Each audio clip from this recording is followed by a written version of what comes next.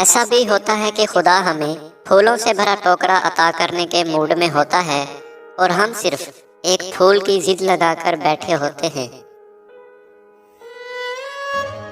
دوستو، انسان پر کئی طرح کا بوجھ ہوتا ہے۔ ہمارے اوپر سب سے بڑا تکبر کا بوجھ ہوتا ہے، اور ہم یہ جانے بغیر کہ خدا کے نزدیک کون بڑا ہے اور کون گھٹیا، خود ہی فیصلے کرتے رہتے ہیں۔ آج اگر بچے سے کوئی چیز زمین پر گر جائے تو اس کی ماں رسالے سے نگاہیں اٹھا کر ہوں کر کے کہتی ہے بری بات ہے، زمین سے اٹھا کر منہ میں نہیں ڈالنا، جراثیم لگ گئے ہیں۔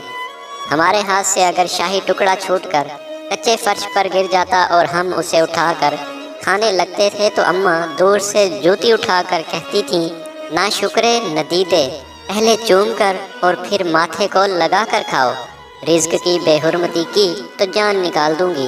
وہ جراثیموں سے زیادہ خدا سے ڈرتی تھی۔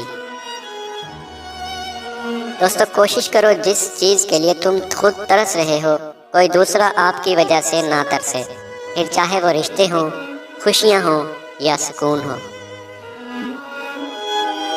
محبت کسی کے لیے اپنی جان قربان کرنا نہیں، کیونکہ یہ تو اللہ کی امانت ہے۔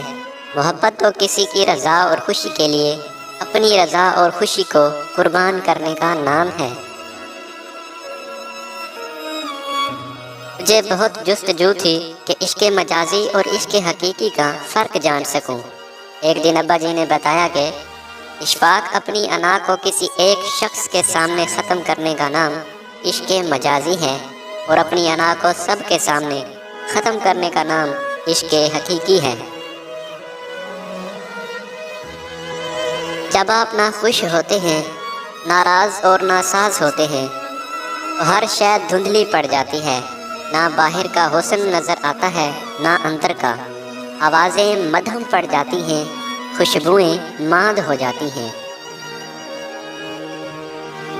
ہم اچھا ہونے یا بننے کے باوجود بھی کسی نہ کسی کی کہانی میں برے ہوتے ہیں۔ جب تک ہم خدا کی ذات سے رابطہ اور تعلق استوار نہیں کریں گے، زندگی کی سلوٹیں بھی دور نہیں ہوں گی۔ میں نے اپنی زندگی میں چند باتیں سیکھیں۔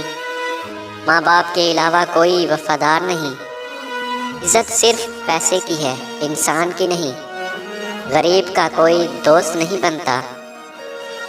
انسان جس شخص کے ساتھ مخلص ہو وہ اس کو دکھ دیتا ہے۔ لوگ اچھی سیرت کی بجائے اچھی صورت کو ترجیح دیتے ہیں۔ دوران گفتگو سب سے بڑی غلطی جو ہم کرتے ہیں وہ یہ ہوتی ہے کہ ہم سمجھنے کے لیے نہیں سنتے بلکہ جواب دینے کے لیے سنتے ہیں۔ ہماری نظریں دوسروں کے چھوٹے چھوٹے عیبوں پر ہوتی ہیں اور اپنے بڑے بڑے عیب دکھائی نہیں دیتے۔ اپنے بدن پر سانپ بچھو لٹک رہے ہیں، ان کی پرواہ نہیں، اور دوسروں کی مکھیاں اڑانے کی فکر میں ہیں۔ نگاہیں نیچی رکھنے کا حکم ہے تو عورت کی حفاظت کے لیے۔ حیا اور پردے سے اللہ کو تو کوئی فائدہ نہیں پہنچتا۔ مرد بھی بیزار ہوتا ہے اس عورت سے جو حیادار ہو، اور عورت کی عزت بھی محفوظ رہتی ہے۔ انسان ایک ایسا غافل منصوبہ ساز ہے کہ وہ اپنی ساری پلاننگ میں اپنی موت کو شامل ہی نہیں کرتا۔